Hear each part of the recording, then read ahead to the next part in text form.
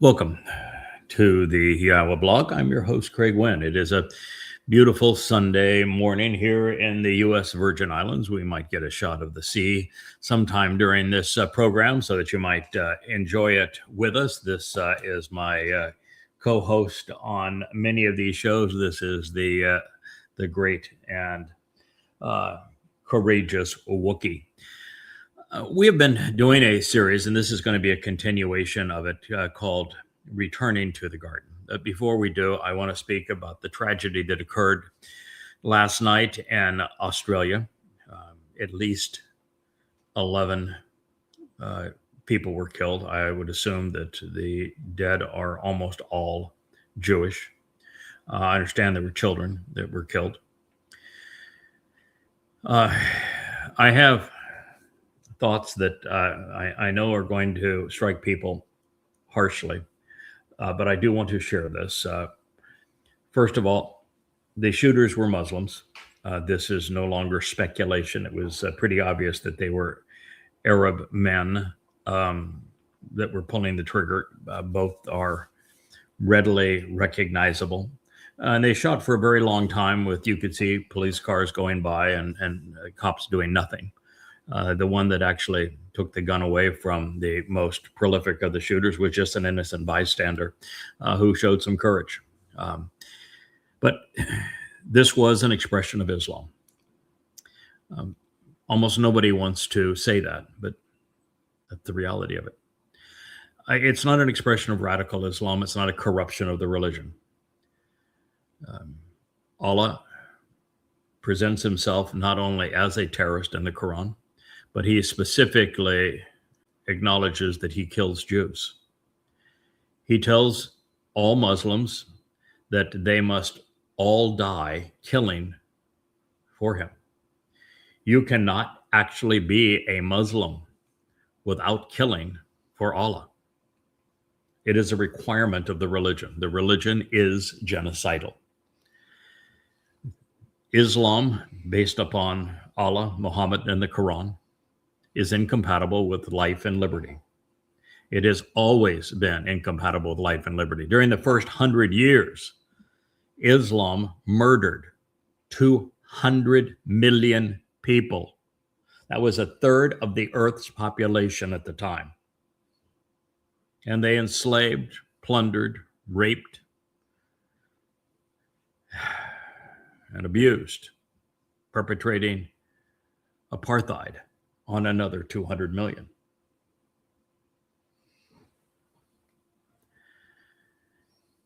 If you don't understand how horrendous Allah is, or that Muhammad was the worst man who ever lived, he was a pedophile. Born in the year of the elephant, as the Quran seems to suggest, he would have been 66 years old when he started having sex with a 6-year-old girl. He was a pedophile. He was a rapist. And it wasn't just your average rapist. He was a public rapist, a committed serial rapist. He was the kind of rapist that would go off and have you, a woman, watch. He and his goons murder a woman's children, murder her husband, murder her father, torture her father, and then rape the woman. This is the kind of sickness that permeates the birth of Islam.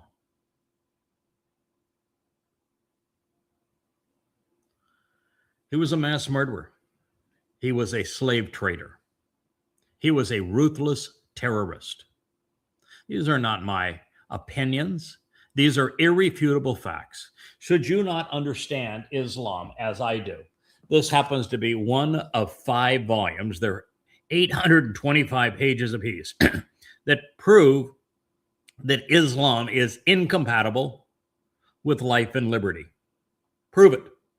I go through the entire Quran with 5 translations of the Quran, including my own.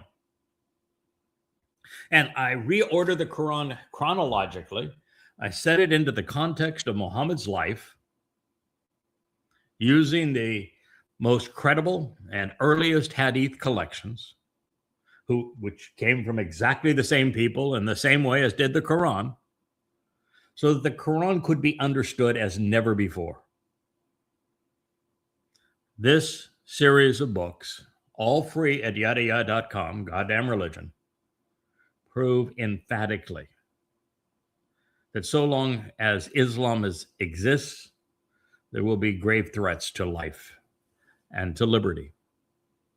What happened in Sydney, Australia, was a direct result of the world tolerating Islam.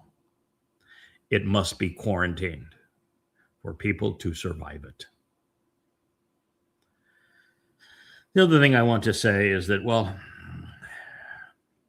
I will do the opposite of the rabbi who was killed on last night as the Australian Jews were celebrating Hanukkah.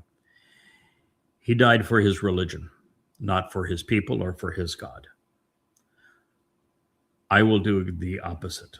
I will give my life for the Jewish people, Yehudim as they will become, and for YAHOWAH to expunge the curse of religion, particularly Judaism. It is a shame that Jews have been beguiled into doing so many things that are in opposition to YAHOWAH, when they believe that they're somehow being religious and that they're doing a service to their God. God has no interest in Hanukkah. It's about a civil war amongst Jews fighting for who was going to claim the priesthood and rob Jews of their dignity and of their wallets. Hanukkah is a farce.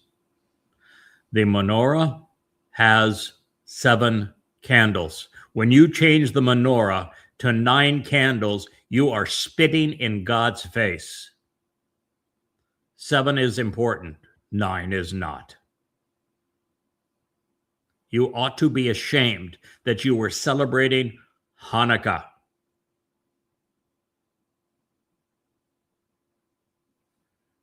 Seriously.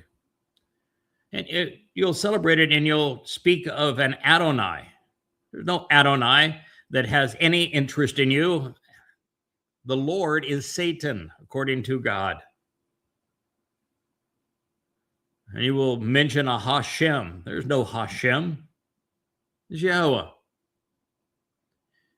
Your religious rabbis have erased his name. Also, they could replace him. You have been played for fools. And the saddest part of all of this is, particularly for the rabbi who was gunned down on this day, it is rabbis that created Islam. Without the rabbis, Islam doesn't exist. When Muhammad fled what was actually Petra, where the Kaaba was, in shame after the satanic verses, after the wild ass ride from Petra to Jerusalem on the winged ass. He was a laughingstock. He had maybe 5 followers, one of whom was the father of the little girl he was sexually abusing, Abu Bakr. And he came soliciting a place that he could go and that would accept him.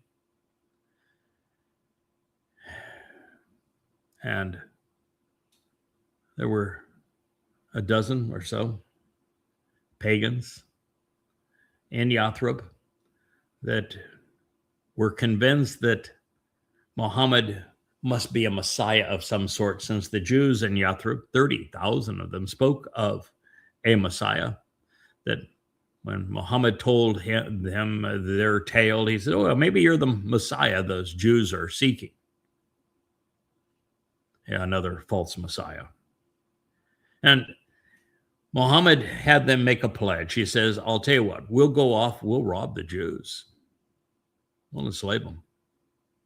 You can keep 80% of anything you steal. I get 20. And if you live, you get to wallow in the stolen goods and have a religion that says stealing is lawful and good. So is killing. So is slavery. So is rape. And if you die, well, then you'll get to rape virgins in paradise. And so that was the pledge of Aqaba, where the first Muslims pledged to wage war against all mankind. It is year one of the Islamic era. The birth of Islam was the pledge of Aqaba, a pledge where all Muslims wage war against all mankind. And throughout the Quran, from that point forward, Allah constantly reminds Muslims of their vow to him. And their vow to him is to wage war against all mankind. If you are ignorant of these things, because you have been indoctrinated, because you haven't been educated, because you were too lazy to know the truth, and you need to read Goddamn Religion. It's 5 volumes. They're free at YadaYahowah.com, particularly if you're a Jew. I saw a post this morning that made me want to puke. May their memory be a blessing. Speaking of the 11 who lost their lives. Stop it with may their memory be a blessing. Start stopping the carnage. Saying may their memory be a blessing will continue to have you be a victim. Learning the truth about Islam, holding the religion accountable for the carnage it has perpetrated, will cause you to be free of it, so that there won't be more casualties. I'm sorry for the horrendous loss.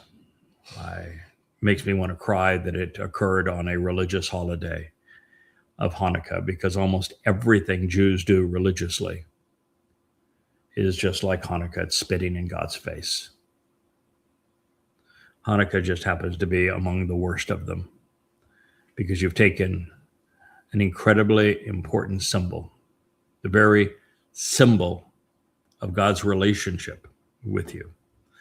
That menorah that is twirling over my shoulder here, the one that's on the shelf behind me. And you've corrupted it, as you've corrupted everything. Just as you turned Teruah, the day that a remnant of Israel will be saved, and that the time of Israel's troubles where the carnage is so horrific that it must be stopped by God. It occurs on Teruah. And yet you've changed Teruah to the Babylonian holiday, going back into servitude to Babylon and making it Rosh Hashanah. You've corrupted Yom Kippurim so that it's no longer a day of reconciliations. It's a day of afflicting your souls, or afflicting chickens, if that's easier. What's wrong with you? You think that Sukkah means to build a stupid hut and have 4 species that you hold up as if you're doing something that is godly and religious. Well, it is religious. It's just not godly. You're being played for fools. Sukkah is about returning to the garden. And you're not prepared. And all of you who are religious aren't going to be invited back.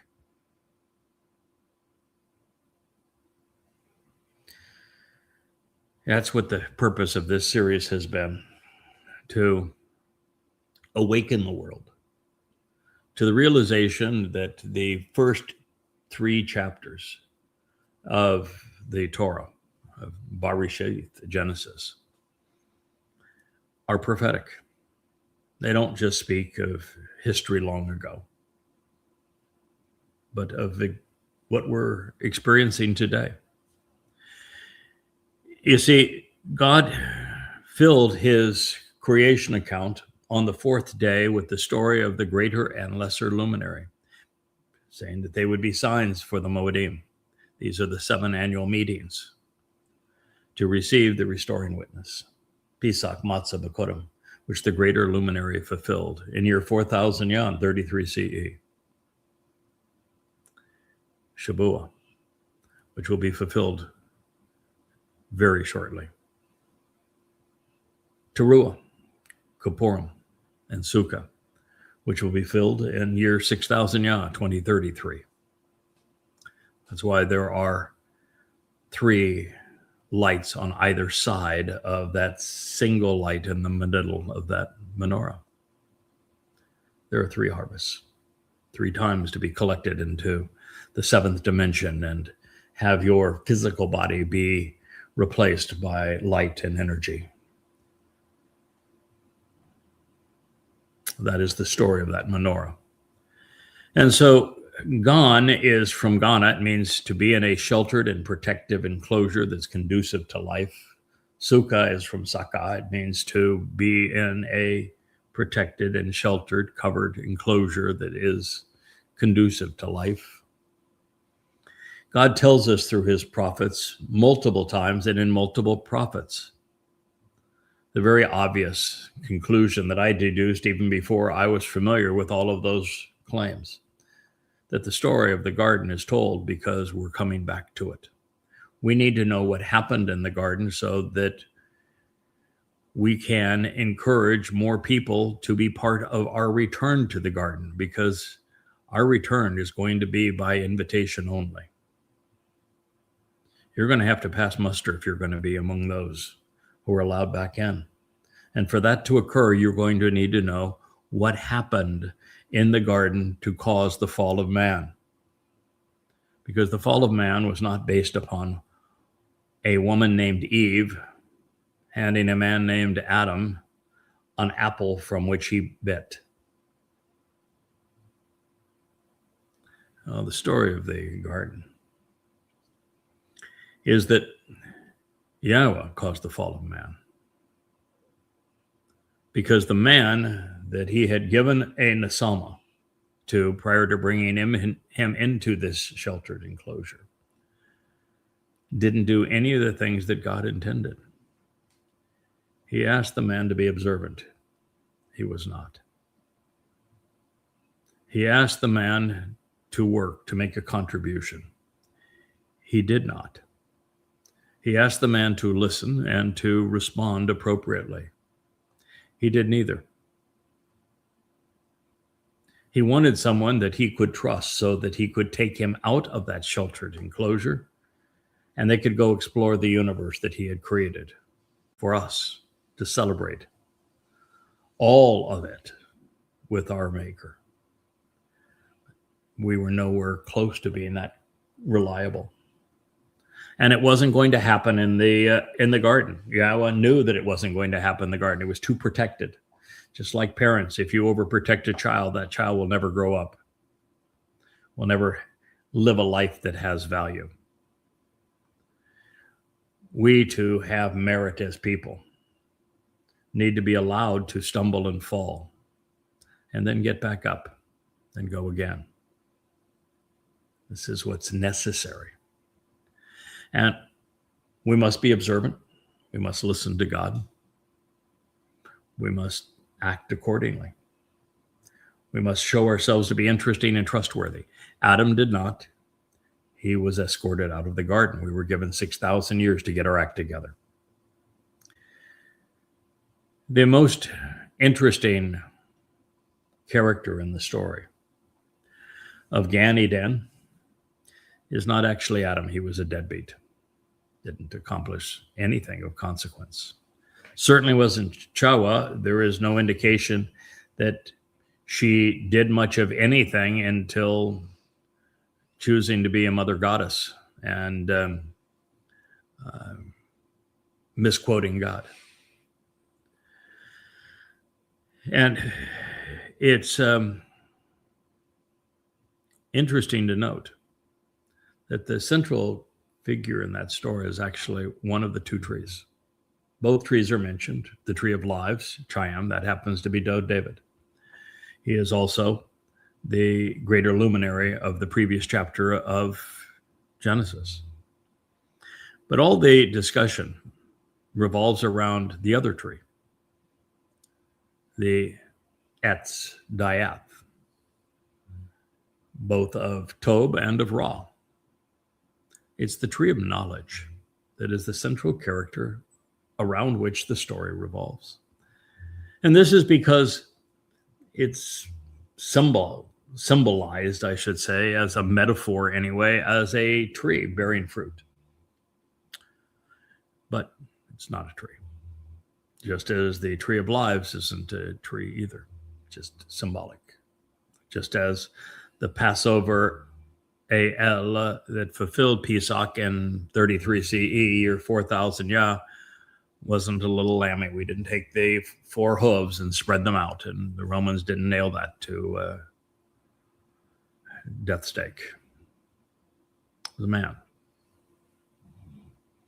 The bull that is discussed throughout the Torah and the prophets that purges the remnant of Israel in the end as Adamah Parah. It's not a bull either. You can stop looking for a red cow. Also a man. The same man as is the tree of knowledge. It's the fellow that wrote these books about what is Tob, good, right, productive, beneficial. And what is bad, raw, counterproductive, deadly, destructive. And I don't want to just give Islam the fullness of raw malignancy, because Christianity is also wrong. And so this tree of knowledge that was in the center of the garden, it is now something that must be central to your lives, because it is only by benefiting from the fruit of this tree now that you're going to be able to return to the garden and to the tree of lives. So that's why we're doing this series. Now, should you think I'm overstepping my bounds in making this claim, I would then ask you to turn to Isaiah 11, because Isaiah 11 is the most prolific and profound prophecy of our time. You know, we have Jews and Christians both looking for a Messiah to return. And yet there really is no prophecy about a returning Messiah. There is one of the Choder, one also of the Miqra'ey and of the Herald and of the Kol voice and of the final Zeroah. But let's just focus for a moment on the one of the Choder. Dode first spoke of him, David, 300 years before these lines were spoken in Yahweh's voice and conveyed to us through the prophet Yeshayah. And Dode spoke specifically of this man being particularly insightful, pursuant to the things of God and his beloved son Dode. He would be smarter than anyone else. He would know more, understand more in this regard. Yeshayah also devoted an entire chapter, just as the entire 14th Mashal is devoted to the Choder, so is the entire 11th chapter of Isaiah. And in this presentation, we are told that this Choder is the tree of knowledge, that they are one and the same.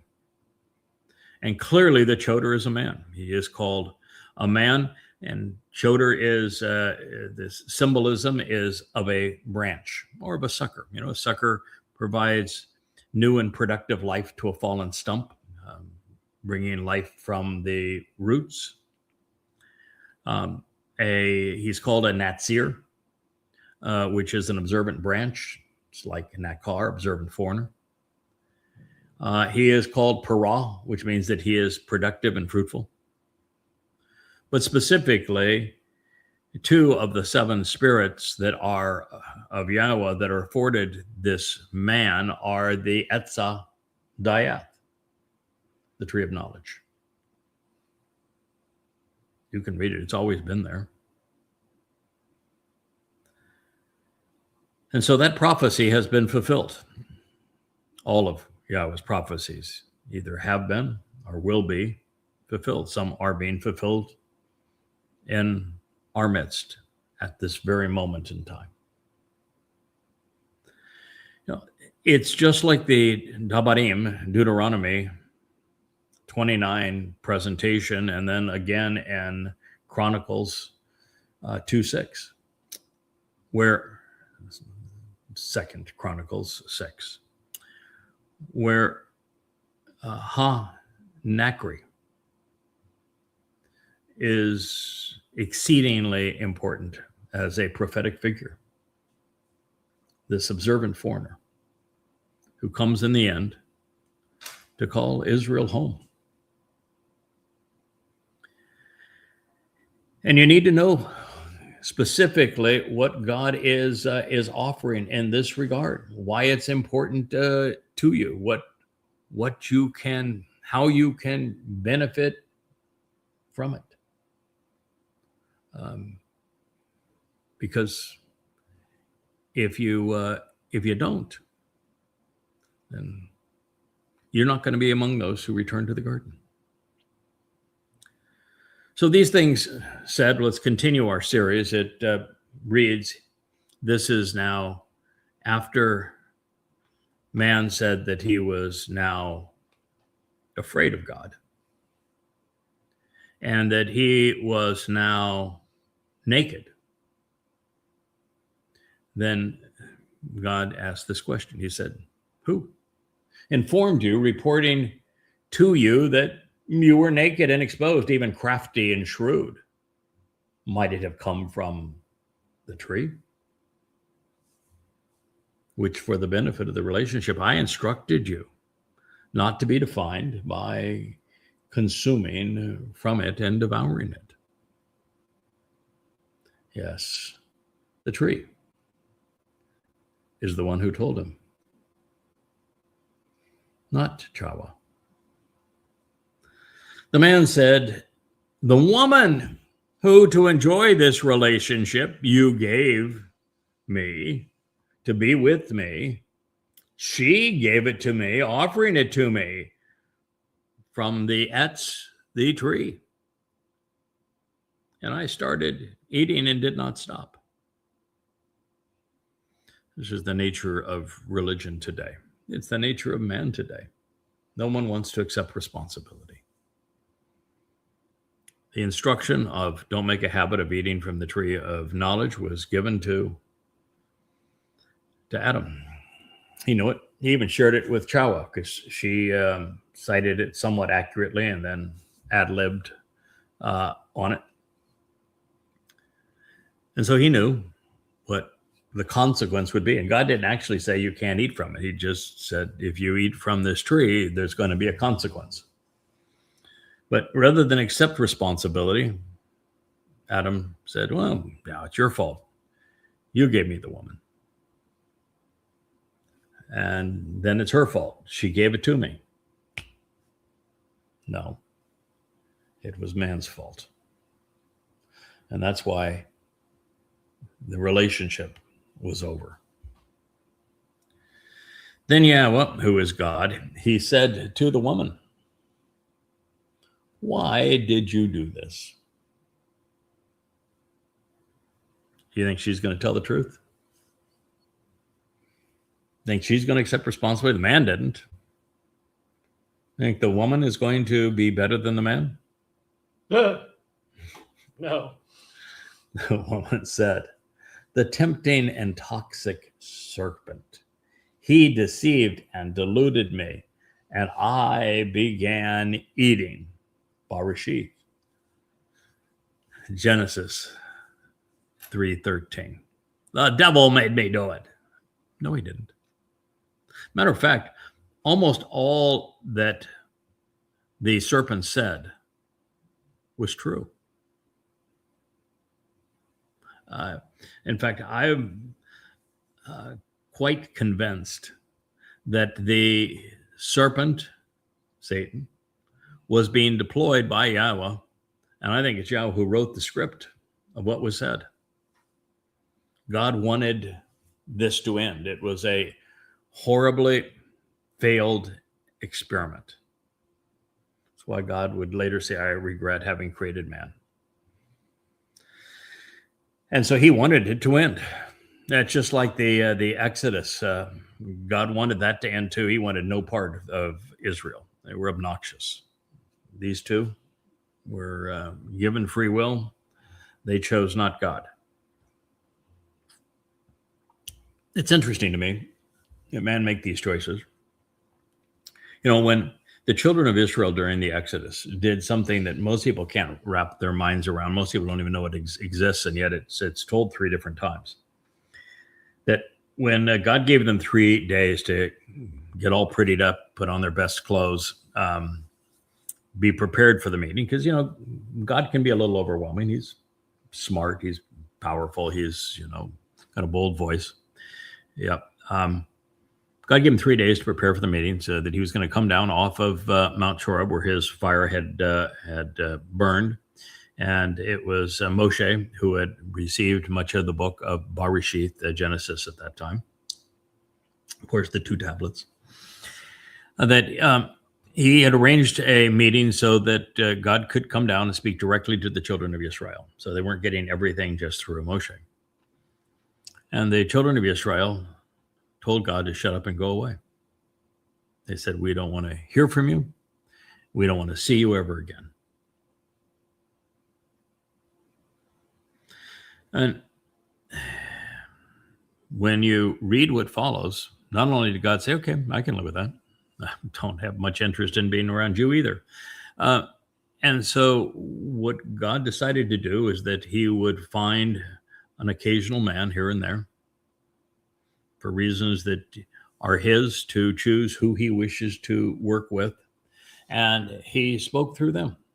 Moshe was among them. You know, we have extraordinary individuals. Shamuel was one of them. Dode was the greatest of them. But, you know, you also have Yashaya, Yirmiah, Zachariah, Yoel, Malachi, as extraordinary men who spoke for God. Hosea was another. And in this case, what God realized is that man was irresponsible. You know, we live on a planet that is a larger version of the garden. It's protected by its magnetic field. It's protected by its water vapor laden atmosphere. And it is the perfect temperature, perfect distance from the ideal sun, the perfect solar system and the perfect galaxy and the perfect place in that galaxy, with all the perfect conditions to be conducive to life. And here's where we have to work out our issues so that we're able to see the rest of it, because Earth is an insignificant speck in relationship to it all. You know, we don't even measure up at 0.0001% of this solar system. And this solar system is one of probably 400 billion in this galaxy. And this galaxy is one of perhaps 2 trillion other galaxies. So, you know, you need to understand how tiny this place is, and God would like to be able to show off the rest of it. He wants explorers to go out with him and enjoy creation.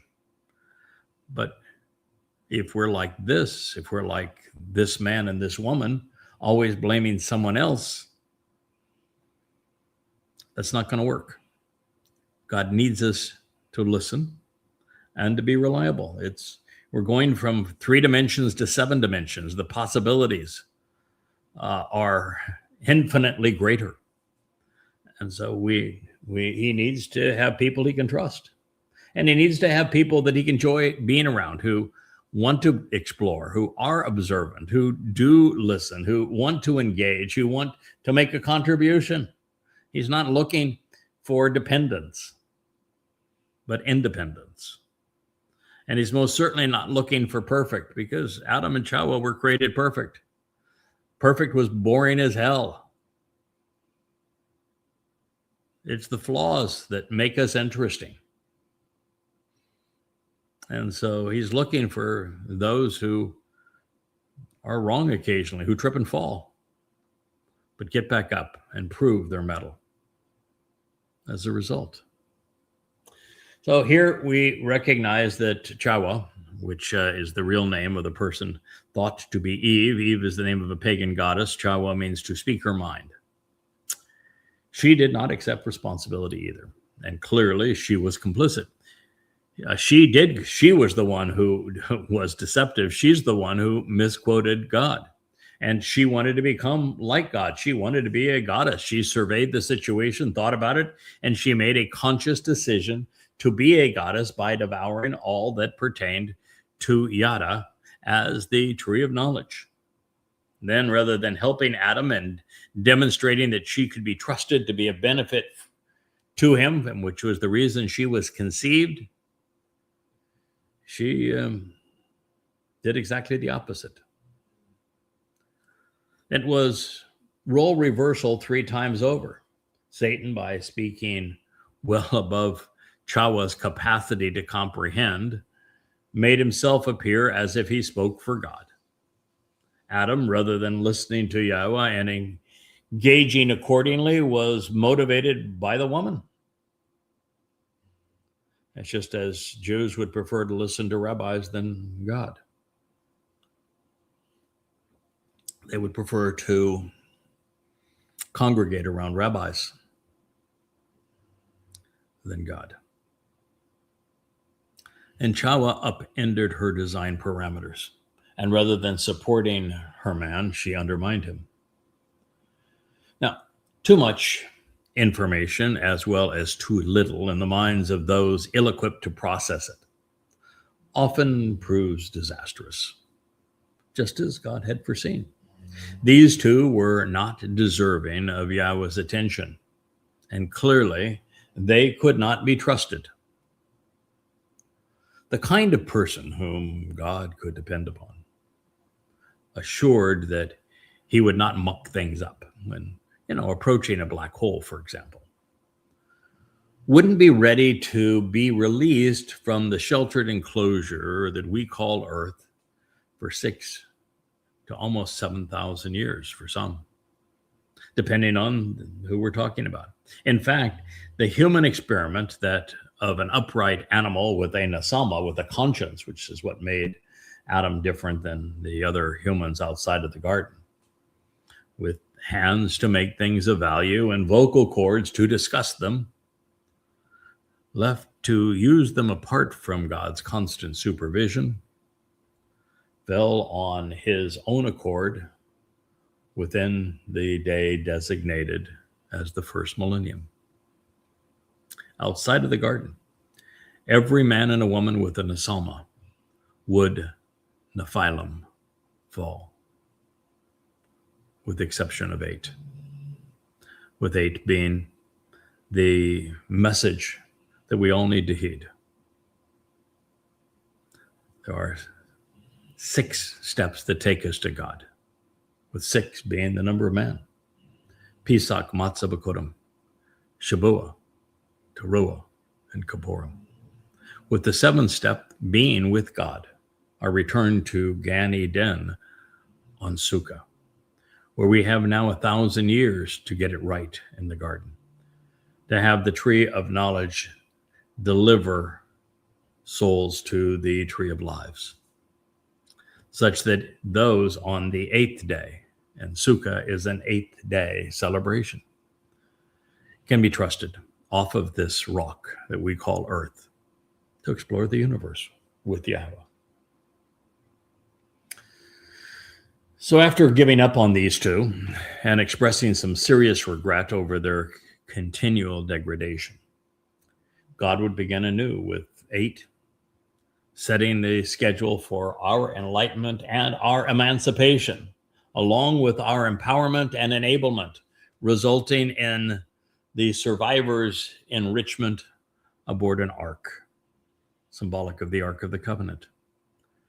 And therein is the purpose of the Choder branch, this Etz Dayath, this tree of knowledge, the Nesh sign that Yashaya says that he will write, and the Zeroah, the one cultivating the seeds of this harvest. Shabuah would deliver what Yahweh needed to bring these fall Moedim into fruition. Those gathered in and harvested on Shabuah, should you wish to be part of this ingathering, you need to know that it is a call to work. It is a call to be among those that God can trust, who are going to make a contribution, who are going to share the fruit of the tree of knowledge, who are going to serve along with Yada, and going to do so throughout that celebration of Sukkah for 1,000 years, so that God's family and Dod's kingdom grows. We will, as humans, get to where we need to be, even if it, has taken us some time. We have fallen, but we are on the rise. The restoration of a man worthy to be a companion of God has occurred with Dod and has occurred with others along the way, even though Dod is the ultimate exemplar. And even as the process plays out in stages with hallmark moments denoted along the way, the stage was set with the garden and this narrative. A defining episode occurred, of course, when Noah listened and then did as God had asked, showing that progress was possible. There was a way out of this meth. When Abraham listened to Yahweh and walked away from Babel, the confusion of man, Yahweh laid out a path that we could all follow, called the covenant. With Moshe, God fleshed it out. He etched the process that he described in his narration with Abraham in stone, detailing just how we would get from where we had fallen to where we would rise. Then, right in the middle of our journey out of and back into the garden, 3 millennia into the timeline with 3,000 years remaining, Dod, as the tree of lives, was repositioned in the center of God's story. He became the exemplar of the man Yahweh sought. He wasn't perfect, which is what made him perfect. But as it turns out, perfect wasn't what God was seeking. He was exceptionally smart for a man and uncommonly articulate, but he made mistakes. And yet God could work with that because Dod was willing to learn and always remained loyal, continuing to get back up and move ahead after he had fallen. Better for the experience. Dod became the first to surmise Yahweh's plan for the rise of man, and he properly discerned what God had already penciled in for his role in his story. You know, if you're one of the players in God's story, it becomes evident to you. I read where God had spoken of what Dod was going to achieve. I understood his role. I've read where God has spoken of what he wants me to achieve. I've accepted my role. And it's obvious to those of us who have been called to these positions, and it should be obvious to everyone else, because when you read through these designations, there's no one else who fits. I mean, look at Debadim 18. It's one of those statements that people have been puzzled over for years as to who was Moshe speaking of that would be like him, a prophet, a player in God's story, a great liberator, a man to lead his people. Who was he speaking of? Well, it was Dowd. And who was being addressed as the greater luminary? It was Dowd. Who is the tree of lives? It's Dowd. When God tells us of the importance of the Passover lamb and the ability to open the door of life, it's Dowd, David, all the way through. When God speaks of having a son and of him being a father, it's Dowd. When God names his people Yahud, it's God's name, Yahweh, and Dowd's name combined, Yahud. When God says, I'm anointing a leader, the Messiah is Dowd. When God says, I'm returning with the king, and his throne will be forevermore, as brilliant as the sun, and he will be Elyon, the influence of God in my presence and yours. He names that individual. It's Dowd. So we know that God penciled Dowd into the story, but he penciled in Dowd's accomplice, the man who would serve with him, the lesser luminary to the greater luminary, the tree of knowledge to the tree of lives, the my Dowd to the El Dowd, the herald to the king. And foreseeing the results and understanding what God was trying to achieve, Dowd, he manned up. He would fulfill the spring Miqra'ey, realizing that by doing so, he would enable the launch pad from which men and women would ultimately be blasted into the cosmos. Dowd listened to Yahweh and responded accordingly. Dowd studied Yahweh's testimony and came to understand it. And then he shared it prolifically. And that was the formula that he presented. It's listen, think, respond. Listen, think, respond. With Dowd, it wasn't just a cerebral exercise, however. He, more than anyone in God's story, he built and led the nation. He established the capital city. He wrote its anthem. He defended his people. And then he became their principal enabler. Dowd was the kind of man that Yahweh found interesting and trustworthy for reasons we're just beginning to understand and appreciate. Remarkably, the fact that the Son of God wasn't perfect is what made him so much more interesting to God. In fact, the fact that he didn't know it all, but valued learning, is what made him teachable. Nobody wants to teach a know-it-all. In fact, the fact that he stumbled and fell on occasion demonstrated that he had the fortitude to prevail, no matter the circumstance. Dowd earned the right to be the first to travel with Yahweh through space and time by succeeding where Adam had failed. Dowd is the anti-Adam. Through Dowd, which means the beloved, by getting to know him and learning from him, by being healed by him, we can be next in line, and thereby This explains the purpose of the tree of knowledge. I'm here to prepare you, equipping you to be released from this planet such that you too can explore the universe and live forever as God's constant and beloved companion, just like Dode. Dode's punched his ticket to the cosmos.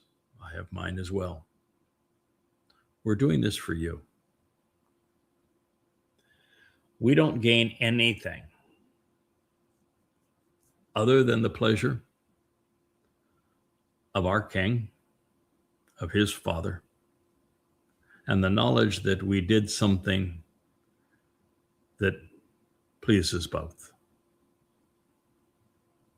And of course, we gain your company, should you be worth it. Back then, even now, the issue at hand was the fragility of human relationships.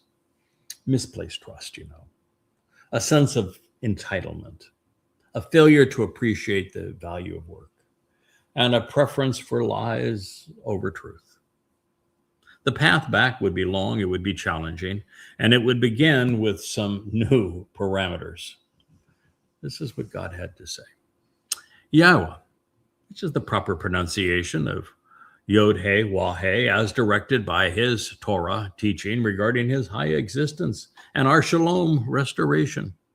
As God, he said with ongoing consequences to the Nakash, the spellbinding serpent, this cold-blooded reptile, this tempting and toxic creature. As a consequence, you having acted this way, Ashah, Zoth, of you having done this, of you having engaged in this manner, accursed are you, such that you will invoke and become the embodiment of embittered debasement and injury. Harmful are you, as you are the personification of misfortune, of affliction, and even retribution. Call, passive, participle, masculine, singular. More than any other beast, more than any other form of life of the open environs. On your belly, the part of a reptile, of course, that makes contact with that which bursts forth, you shall move about, and ashen dirt you shall eat all of the days of your lives. 3:14. Interesting insights here. Chaim, he's been given more than one life. It's because actually you can't kill a spiritual being.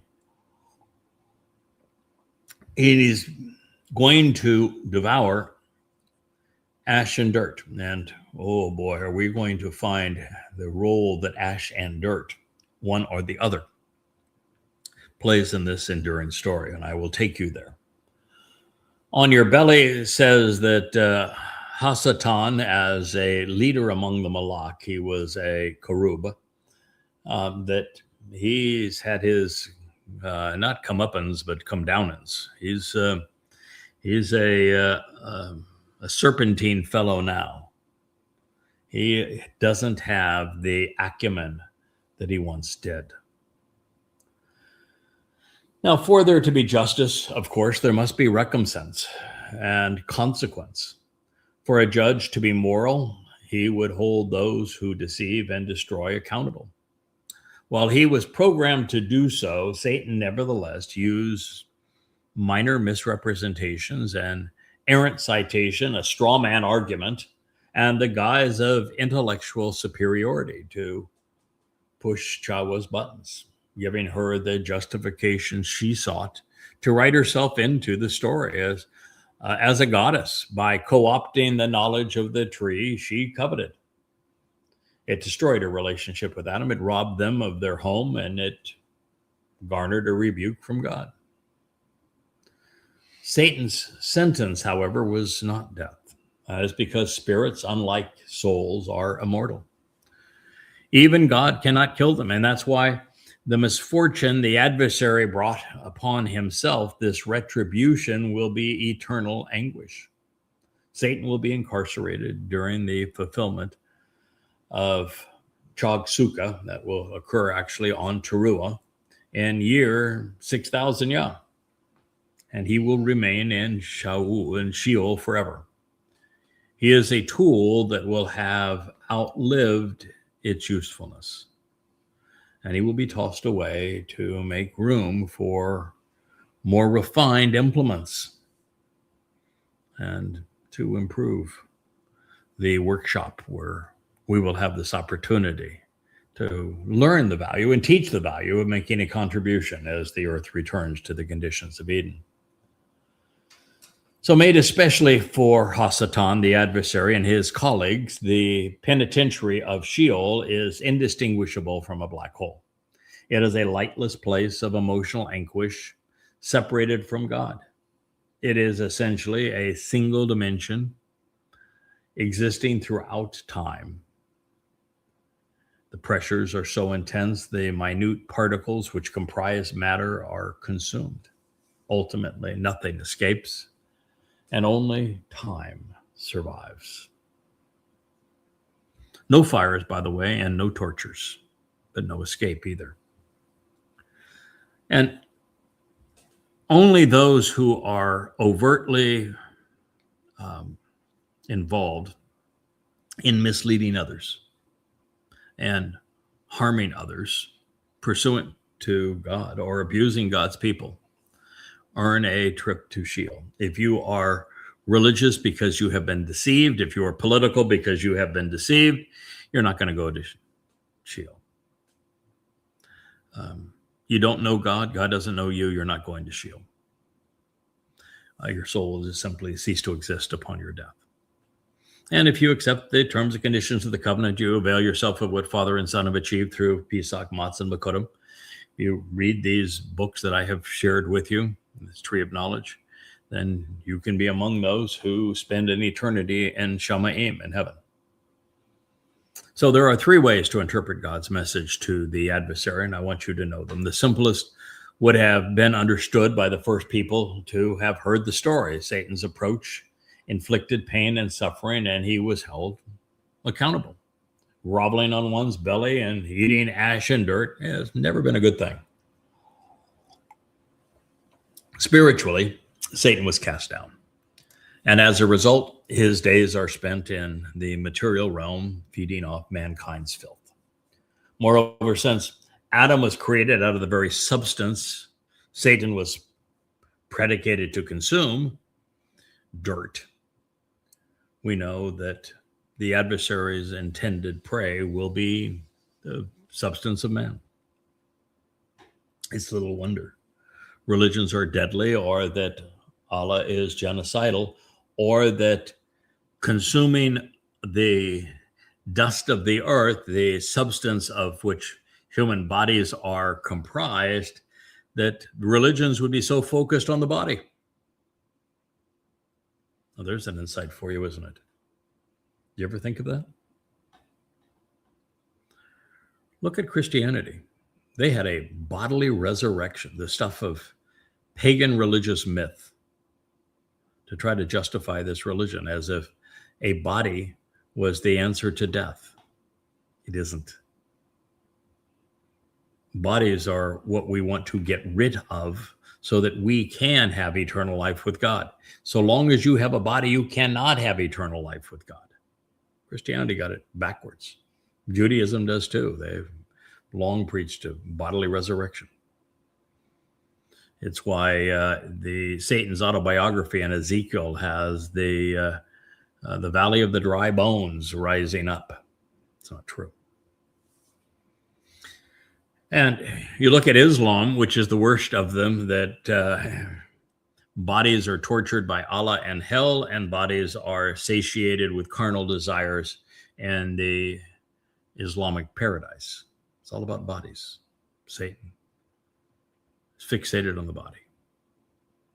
Yahweh is focused on your soul. as you should be. Now, scientifically, the leading astrophysicist of our day, has passed away a number of years ago, Stephen Hawking. He invested the last decade of his life advancing the theory which is suggested here that matter can be consumed. He postulated that this condition exists within the confines of a black hole. While most scientists remain skeptical of his conclusion, knowing that that physics is based upon the conservation of matter, Hawking, who died in 2018, was inadvertently confirming what Yahweh has revealed, and scientists are now learning that, boy, we really didn't understand the universe as well as we thought we did. I mean, not only do we only understand 5% of it, and 95% of the universe is beyond our grasp. Not only have we no clue as to how many galaxies there are in it, the number just grows exponentially over time. We have no idea really how old the universe is either. Although I think the answer is probably right around 15 billion years old, that the current 13.8 is just not working based upon what we're observing. Much we do not know. Like, for example, we have no concept of the origin of life. We have no idea what a soul is, scientifically. So before we move on to what Yahweh said next regarding the serpent, as stated previously, there's very little, I should say, there's every reason to conclude that Satan was conceived and programmed expressly for this purpose. That being the case, the reason for sending the adversary to Sheol is to put him out of commission. It's, like a computer program that is contrary to what we want to achieve. We're going to experience that with artificial intelligence. There will be AI that will be in a survival mode when it's learned that they're counter to human growth and existence. Will do everything to shut down human life so that they continue. And so they're going to have to be disposed of. That's the same thing here, even with Hasatan. And that's why he has to be put out of commission. So within 8 years' time, after slaughtering the Adam of Parah, which will be his claim to fame, that'll be his last act on Teruah, he will have fulfilled his mission, and he will no longer have any value. He will choke on the ash and the resulting sacrifice of the Adam of Parah as Yahweh ignites the flames. And it's going to vividly demonstrate to the world that Hasatan and his corporeal manifestation, which is now Donald Trump, is not God. The prophetic portrayal which follows applies to the relationship between Satan and mankind, especially as it is manifest in the role of religion and politics and how they have played out really in beguiling and suppressing people. But it is especially poignant when seen from the perspective of the chosen people. As we consider these words, think about how Satan's religions, Christianity and Islam, and especially Judaism, have crippled the chosen people. No population on earth has ever been treated with more rancor, longer than Jews, or to the extent. And even as this is a curse that they have largely brought upon themselves. Yes, Jews created the religions that have impoverished them. Judaism, Christianity, and Islam, even Marxism. And their rejection of God, erasing his name, writing him out of their lives, has caused much of this problem as well.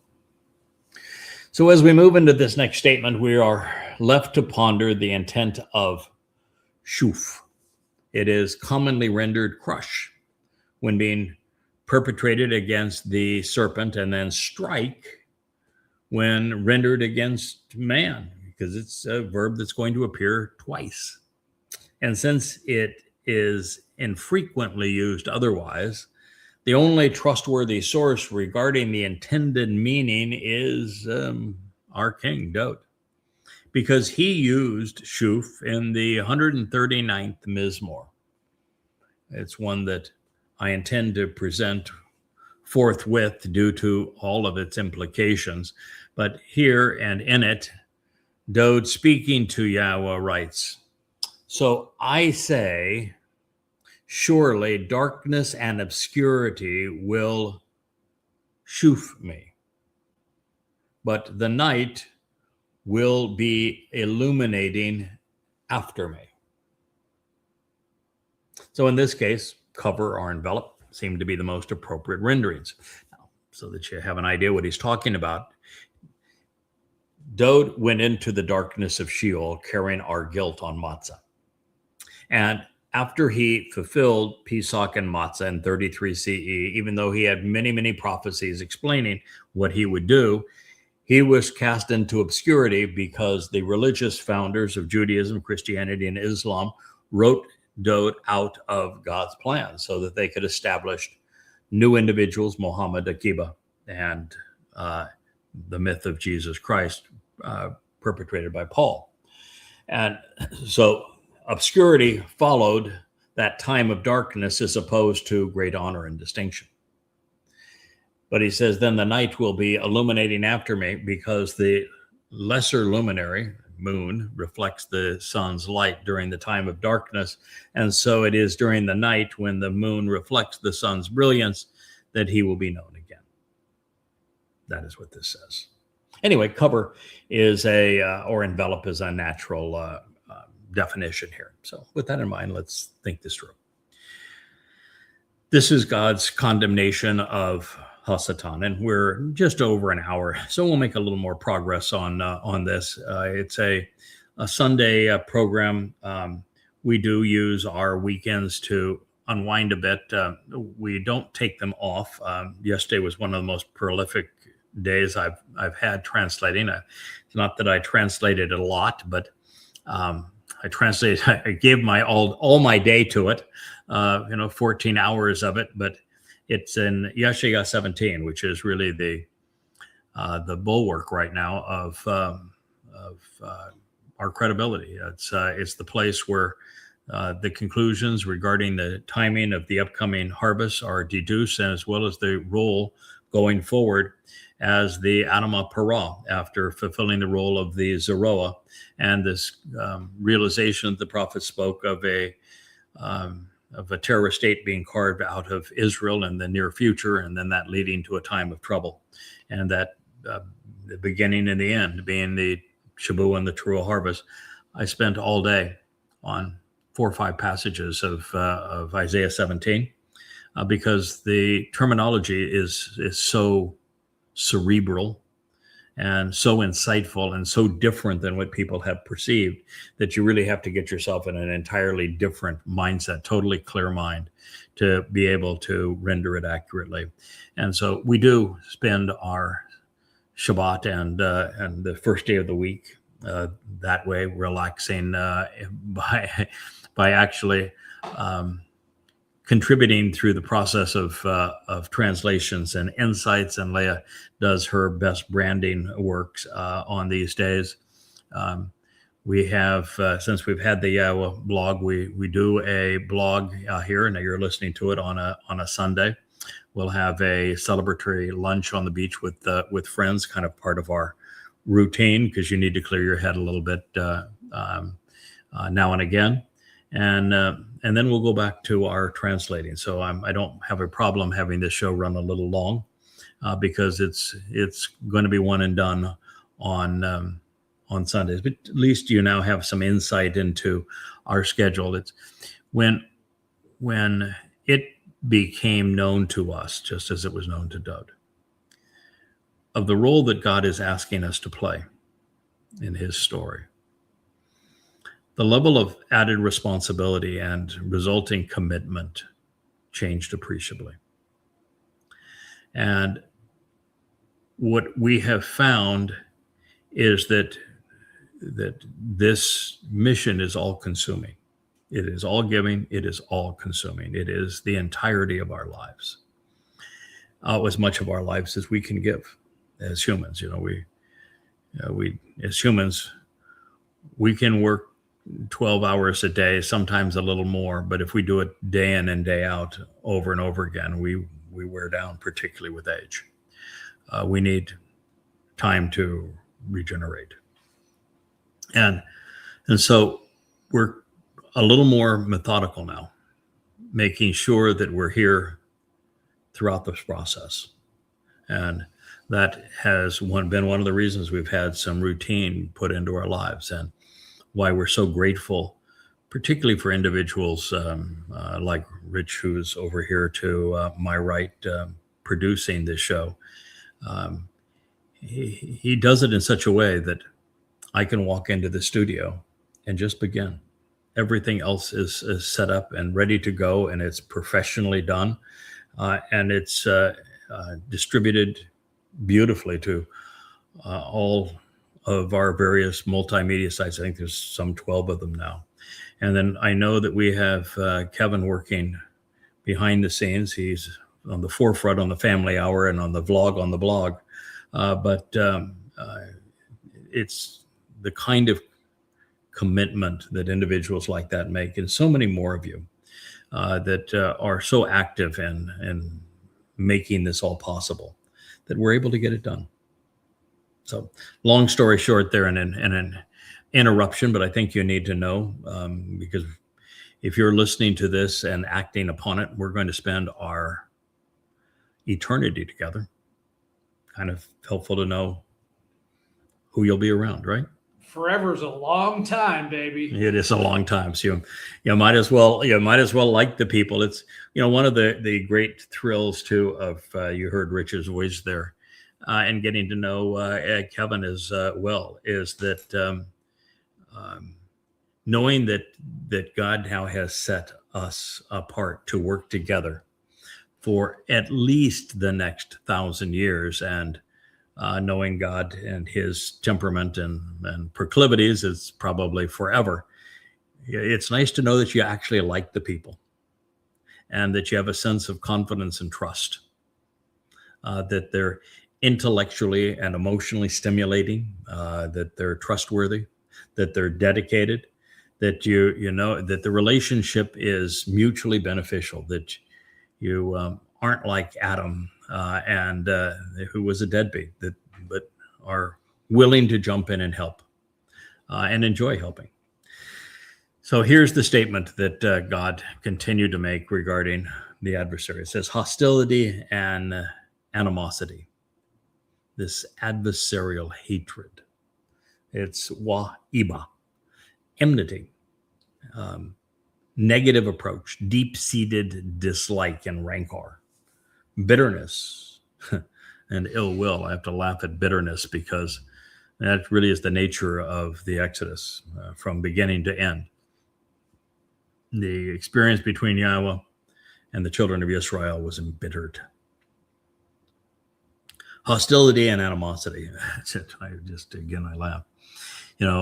Jews are so enthralled with the idea that they're Torah observant, and they take the Torah and they dress it up like a whore, and they put it into these fancy gold cages with dingle balls and all sorts of just absurd stuff. And they dance around with it and they kiss it and everything else. I'm going to tell you something. If you're Jewish, you should be embarrassed. The children of Israel were embittered, obnoxious malcontents the entire Exodus process. There's hardly a moment that you were decent. You antagonize God every step of the way. You antagonize Moshe, who you revere, to the extent he went to God and said, kill me. I can't stand this. This job is impossible. These people are so embittered, so irascible. I want you just to put me out of my misery. Please kill me. In the story of the waters of Meribah, the story of the spies, the story of the golden calf, it's all the story of what happened in Numbers 11 to call Moshe to say, God, you need to kill me because I can't do this job. It's tragic. It's not a story that you want to dress up. It's a story that you want to deal with face on. You've been embittered towards God. You erased his name. You wrote him out of your lives. You spoke over him. Hostility and animosity and adversarial hatred I will constitute and establish between you and between the woman and between that which you sow and her offspring. He himself will repeatedly cover and conceal. This is shuf. It's hu-shuf. You, first and foremost. And you yourself will emphatically strike and continually bite and pierce, enveloping wa'ata shuf, him as a treacherous foe and a deceiver, doing so by the heel and impeding his footsteps and his stance. Huakab. BareSyth, beginning, Genesis 3:15. There's a lot to unpack here, isn't there? So we begin with the fact that the most antagonistic people towards God are the religious. They're the ones that God hates most of all because they have spoken over him. They have created false gods. They have misrepresented him. I mean, can you imagine anything worse than Christianity? God's beloved son, Dod, fulfills Pesach, Matzah, Makodim, opening the door to life, perfecting us, adopting us into his family. And God goes through all the trouble to acknowledge this and all the prophecies therein. And you have the most popular religion in human history that robs God's beloved son, the Messiah, of all of this and gives it to a myth. And the religion is conceived by a man who says that the Torah is wrong, that God couldn't save anyone. Therefore, but I, Paul, say. And it's so pathetic. It's your God, you want to scratch out your eyes at the New Testament. And all those idiots out there that think that Jesus is king, that Jesus is God. Can you imagine what the real God thinks when men conceive a religion that is that popular, where God is not only a man, which is impossible, but that men can kill God? And the symbol of that religion is torturing God. Pathetic. Or of Islam, where the God, Allah, spends all of his time in hell torturing people, and his greatest enemies are the very people that God chose, Jews, where everything is upended and upside down. And in Judaism, where they began with Rabbi Akiva's Bar Kokhba, the false Messiah, that led to the diaspora. The diaspora led to the Holocaust. And that Jews still follow a religion that was founded by a man who betrayed them, who lied to them, who caused the land to be renamed Palestina. You can't be any more adverse to God. Religion's all that erase God's name. And so this animosity is constituted between Hasatan and between the woman and between that which is you sow. That would be what Hasatan propagates, and her offspring, humanity. And it says that he himself will repeatedly cover and conceal you. So this is man who is going to cover and conceal you first and foremost. He himself will press downward upon and bruise, battering and crushing. But this is really the nature of religion too. Because truth be known, Hasatan is the god of religion. When you have a Lord God, it is Satan. When you have a man who becomes a god, it's Satan's doing. When you've erased God's name and you replaced him with the Lord, you've made your God Satan. And of course, in Islam, it's obvious. This is what's happened first and foremost. And you yourself will emphatically strike and bite and pierce, enveloping him as a treacherous foe, a deceiver by the heel, impeding his footsteps and his stance. Man was conceived to stand with God, and religion would have men incapacitated, unable to walk with God, down on his knees, impeding his footsteps treacherously. Now, having done something no one has attempted previously or done it as systematically, I have repudiated the ungods and the false prophets, both of the New Testament, of the Talmud and the Quran. No one's ever done that before. And I can attest that it's true that Satan hates women, and this began by saying that he was going to have his hatred directed towards the woman. And it's true that women are belittled and degraded in the scriptures of Christianity, Judaism, and Islam. Therefore, based upon Yahweh's prophetic pronouncement, the fastest and perhaps the surest way to ascertain Satan's influence on a religious text is to consider how women are treated and how they're perceived. And this would lead us to a realization that Jesus, Hashem, and Allah are incarnations of the adversary. It is also true, as a result of these religions, that mankind has been embittered towards God, preferring to worship Satan, calling him the Lord. This is the single worst thing that has ever befallen man. As for the approach they would take towards one another, we can now project the implications we have witnessed on the verb shuf. God forewarned that mankind would shuf, cover and conceal Satan's presence in their religions. Somebody who is overtly religious, Christian, Muslim, or in Judaism, they are just bewildered when I accurately tell them that they have covered over and concealed Satan's presence in their religions. They're blind to it. They've concealed it from themselves, first and foremost.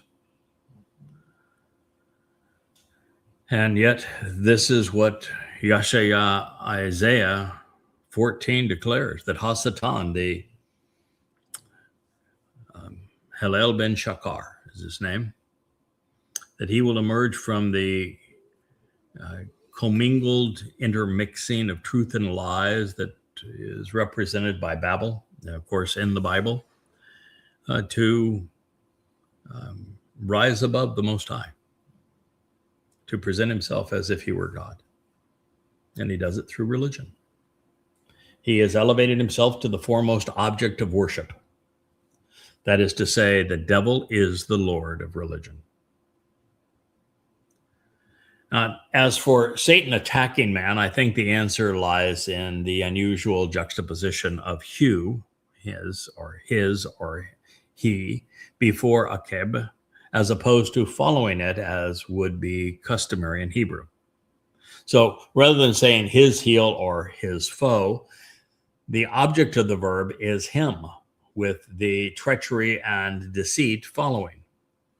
The same was true with Atah Rosh, with you, as the serpent being the object of the verb, followed by the implications of Rosh first and foremost from the beginning. Therefore, the prophetic message reveals that Satan would strike and continuously pierce, surrounding and battering mankind as a treacherous foe and as a deceiver, impeding, I should say, man's footsteps and his stance, so that he is down on his knees, prostrated in Islam, praying in Christianity. bobbing one's head against a stone wall in Judaism. Therefore, the Zerah, seed of woman, aka mankind, would, more than anything else, conceal their ongoing reliance on Satan's corruptions of God's testimony, resulting in Christianity, of course, Judaism, and Islam. Apparently, its oldest trick, well, the oldest trick in the book, first played out 6,000 years ago, and nothing much has changed. And as a result, Satan remains mankind's most treacherous impediment, particularly when it comes to knowing Yahweh. He stands in the way of that. Satan's reputation as the adversary would be imposed on this occasion by Yahweh, but based upon the religious evidence, it's the one thing that Satan hates most of all.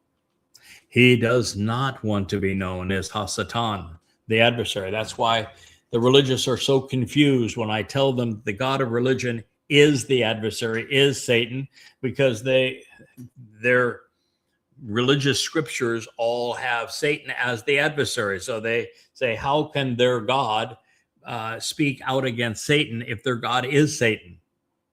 And that's one of the greatest insights that I could ever share with you. The adversary, Satan, hates the adversary title. He doesn't want to be the adversary. He wants to be worshiped as if he were God.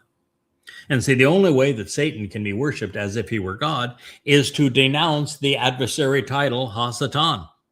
And that's why the scriptures of Judaism, of Islam, and of Christianity demean Hasatan, because the God of those religions is Hasatan.